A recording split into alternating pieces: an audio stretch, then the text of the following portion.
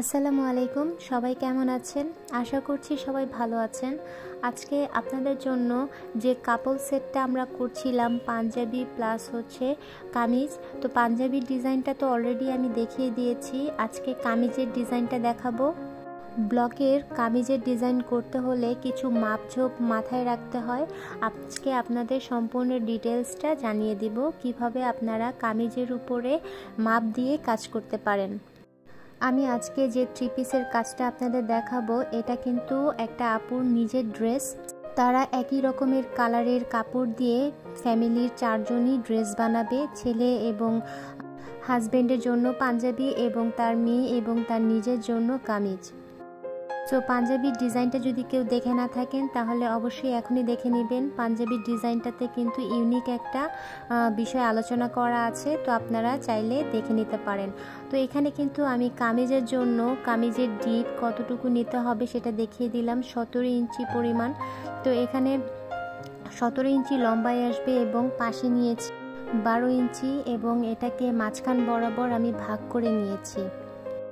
কামিজটা একটু ডিফারেন্ট টাইপের হবে, এর জন্য এখানে একটা আলাদা প্যানেল করে কাপড় কাটা আছে। এই প্যানেলের উপরেও কিন্তু ব্লকের ডিজাইন হবে। তো এখানে দেখতে পাচ্ছেন কামিজটা একটু শর্টভাবে কাটা আছে এবং প্যানেল এবং লেস দিয়ে এটাকে আরও লম্বা করা হবে। তো সম্পূর্ণ ডিজাইনটা আপনারা দেখতে থাকুন, তাহলে বুঝতে পারবেন সম্পূর্ণ কামিজটা কিভাবে করা হচ্ছে। সম্পূর্ণ ড্রেসগুলোতে আমি কিন্তু নিউটেক্স পদ্ধতিতে কালার মিক্সিং করেছি। পাঞ্জাবির যে ডিজাইনটা আছে সেখানে আমি অলরেডি কালার মিক্সিংটা দেখিয়েছি, তাই কামিজে এখানে আমি দেখালাম না, আপনারা পাঞ্জাবির ভিডিওটা দেখে নেবেন। কামিজের কাজ করতে গেলে আপনারা যখন ডাইস দিয়ে কাজ করবেন তখন অবশ্যই মাপ দিয়ে নেবেন, কোন ডাইসটার চওড়া কতটুকু, লম্বা কতটুকু, এগুলো হিসাব করে তারপরে কিন্তু মাপ দিয়ে নিতে হয়। প্রথমেই একটা কল্পনা করে নেবেন যে আপনার কোন ডাইসটা কোথায় ফেলতে চাচ্ছেন, কোন কালারটা কোথায় দিতে চাচ্ছেন। এক্ষেত্রে কিন্তু আপনাদের কাজ অর্ধেক কমপ্লিট হয়ে যাবে। আপনি আগে থেকে যদি প্ল্যান করে ফেলেন তাহলে কিন্তু কাজটা অনেক সহজ হয়ে যায়। যেমন এখানে আমি 17 ইঞ্চি পরিমাণ লম্বা নিব, তাই এখানে 17 ইঞ্চি পরিমাণ লম্বা দিয়ে নিয়েছি। তো এখন কিন্তু আমার কাজ করাটা সহজ হয়ে যাবে যে আমি ডাইসটা কতবার ফেলবো এবং কতটুকু দিতে হবে। এখানে মাঝখান বরাবর যে আমি দাগটা দিয়েছি সেটাকে আমি এই ডাইসের হাফ ভাগ করে নেব, মানে ডাইসটাকে এমনভাবে ধরবো যাতে করে এই দাগ বরাবর এটা মাঝখান বরাবর পড়ে, ঠিক আছে? দুই পাশেই যেন 1 ইঞ্চি 1 ইঞ্চি পরিমাণ স্পেস থাকে। তো এইভাবে করে সমান দাগটা আমি দিয়ে নিলে আমি যখন কামিজটা পরবো তখন কিন্তু এই ডিজাইনটা একেবারে মাঝখান বরাবর থাকবে। তো আপনারাও এভাবে চেষ্টা করবেন দাগ দিয়ে কাজ করার জন্য। দেখুন এখানে যদি আমি দাগটা না দিতাম তাহলে কিন্তু সামনে আমার কতটুকু পরিমাণ আমার ডাইস ফেলতে হবে সেটা কিন্তু আমি আন্দাজ করতে পারতাম না। তো এরকম একটা কাগজ দিয়ে তারপরে আপনারা সুন্দরভাবে সেই দাগ বরাবর দিয়ে নেবেন। এখানে আমি কিন্তু একটা পাতলা কাগজ ইউজ করেছি। পাতলা কাগজ দিলে হবে কি, আপনার এখানে কোনো গ্যাপ থাকবে না। আর যদি মোটা কাগজ দেন বা মোটা কোনো কিছু দেন তাহলে কিন্তু ডাইসটার মাঝখানে ফাঁকা থেকে যাবে, এজন্য অবশ্যই পাতলা কাগজ ইউজ করবেন। তো এখানে আমার কাগজটা শার্প ছিল না, তাই এখানে আমি কাগজটা কেটে একেবারে শার্প করে নিয়েছি যাতে করে আমার ডাইসের কাজটাও একেবারে শার্প হয়। তো দেখুন এটার ফলে কিন্তু উঠানোর পরে দেখুন একেবারে পারফেক্ট হয়েছে। তো এভাবে করে আপনারা কাজ করবেন। আর যদি বাই এনি চান্স কোথাও একটু ফাঁকা থেকে যায়, যদি এটাকে আপনি কভার করতে চান তাহলে এভাবে ব্রাশ দিয়ে কভার করে নিতে পারেন। আমার এখানে একটু কাজে ফাঁকা থাকার একটা কারণ আছে, সেটা হচ্ছে আজকে আমি ফ্যান চালিয়ে তারপর কাজ করছিলাম, কারণ যেহেতু এখন মোটামুটি গরম পড়ে গেছে।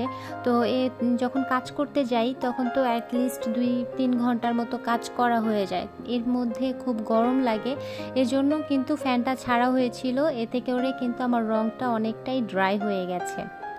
আর ড্রাই করা রং দিয়ে যখন আপনি কাজ করতে চাইবেন তখন কিন্তু কাপড়ে একটু ঝামেলা হবে, এই জন্য কিন্তু অবশ্যই ফ্যানটা অফ রেখে কাজ করবেন এবং যখন কাপড়ের যে কাজটা আছে সেটা শুকাতে হবে তখন আপনারা ফ্যান ইউজ করবেন। তো এখানে আমি কিন্তু ওই আপুটাকে দিয়ে ছাপ দেওয়াচ্ছিলাম যে আপনার হাতটা যেন ক্লিয়ার হয়ে যায়, যে কিভাবে ডাইসের কতটুকু চাপ দিতে হবে এই জিনিসগুলো যেন ক্লিয়ার হয়ে যায়, এই জন্য আমি তাকে দিয়ে করাচ্ছিলাম এবং দেখিয়ে দিচ্ছিলাম।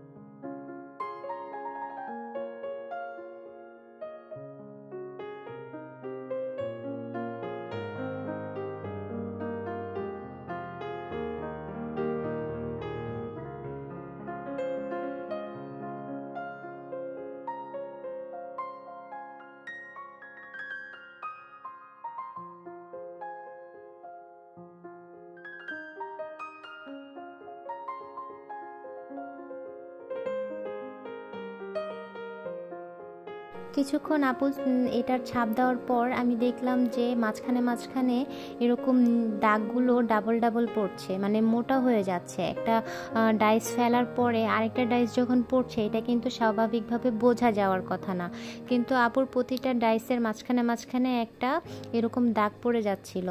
তো পরে আমি আপুকে বুঝিয়ে বললাম যে প্রতিটা ডাইসেরই কিন্তু একটা সোজা এবং উল্টা পাট আছে।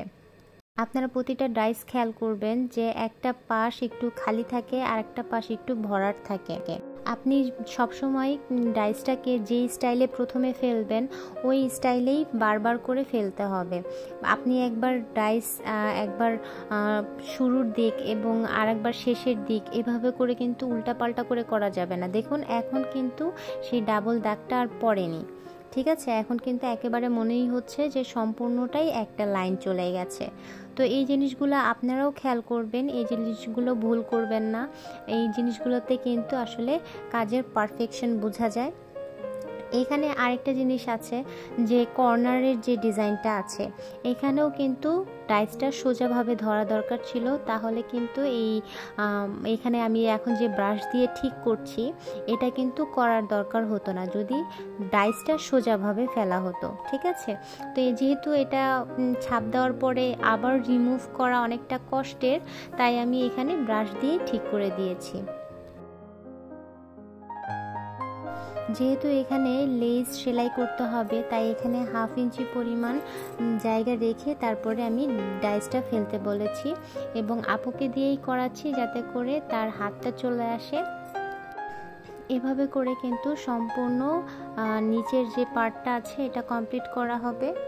তো আপনারা এভাবে করেই কিন্তু সুন্দরভাবে কাজ করবেন, অবশ্যই স্কেল এবং মাপটা ঠিক রাখবেন।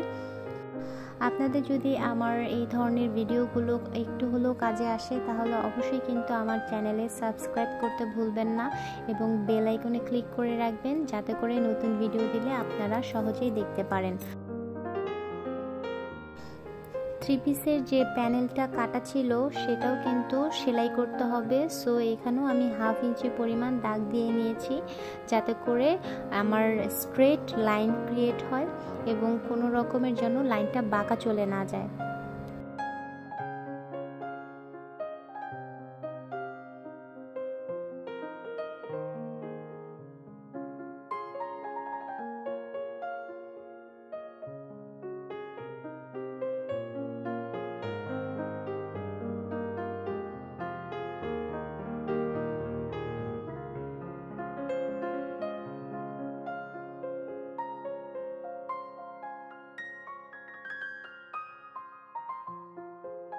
এখন এখানে বুকের পার্টের উপরে মাঝখানে যে ফাঁকা জায়গাটা ছিল এখানে এই ছোট্ট ত্রিকোণ টাইপের যে ডাইসটা এটা দিয়ে কাজ করছি। এটাতে গাঢ় পিঙ্ক কালার দেওয়া হয়েছে। দেখুন এটার যে মাঝখানটা এটাও কিন্তু ডিভাইড করে নেওয়া হয়েছে স্কেল দিয়ে। এতে করে কিন্তু প্রত্যেকটা ডাইসেই কিন্তু একই স্টাইলে একই মাঝখান বরাবর পড়বে। তো এতে করে কিন্তু কাজটা খুব নিখুঁত হয়। আপনারাও চেষ্টা করবেন কাপড়টা যেন টান টান থাকে এবং স্কেল বরাবর যেন আপনারা ডাইসটা ফেলতে পারেন।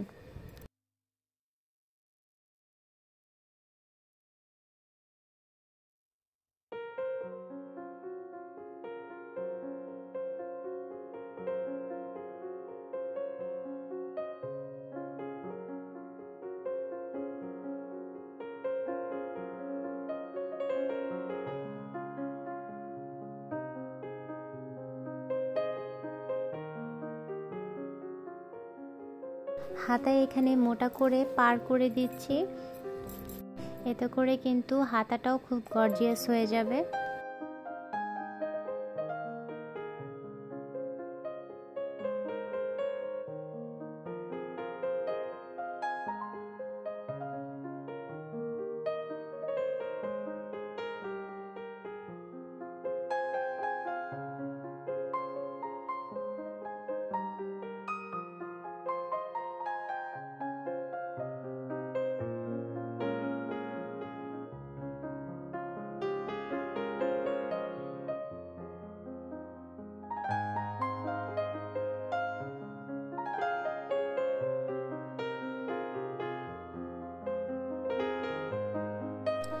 এরপর সম্পূর্ণ কামিজের মাঝখানে বডিতে ছোট ছোট করে ফুল দিয়ে দিচ্ছিলাম।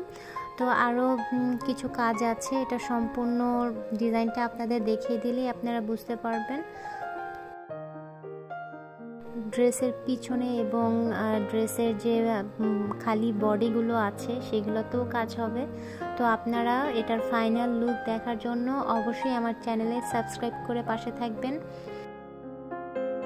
কামিজ এবং পাঞ্জাবির ফাইনাল লুক আমি আলাদা একটা ভিডিওতে আবার দেখিয়ে দিব। তো আজকের জন্য আমি এখানে বিদায় নিচ্ছি। সবাই ভালো থাকবেন, সুস্থ থাকবেন এবং আমার চ্যানেলের সাথেই থাকবেন। আল্লাহ হাফেজ।